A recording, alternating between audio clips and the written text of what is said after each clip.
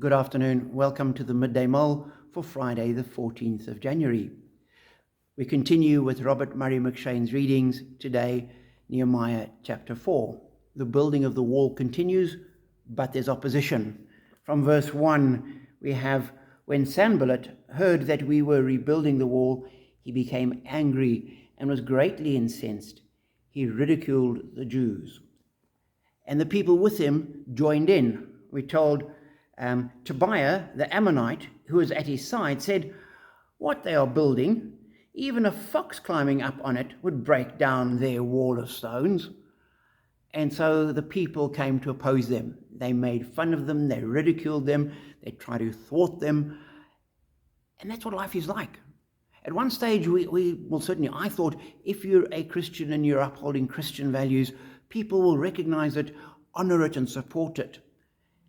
And certainly back when I was a student in the days of the old National Party with their Christian national education, if you were holy, so to say, that was acceptable and praised. But if you said anything about politics, oh my goodness, then you were an anathema. You were out of order and you were completely ostracized. Nothing has changed.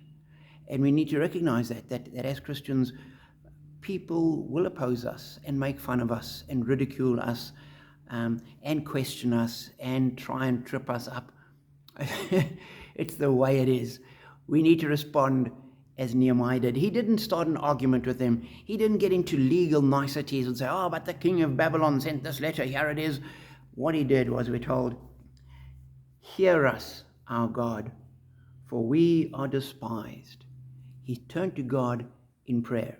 And that has to be our response. When people oppose us, we respect them and we turn to God in prayer. We don't necessarily pray what Nehemiah did, because he continues, "Give them over as plunder in a land of captivity." So we don't need to pray that the people opposing us will be plundered and taken off as captives. Though I think often we'd like to pray that. We're this side of the cross, and Jesus has said we need to pray for forgiveness. We need to pray for blessing on people.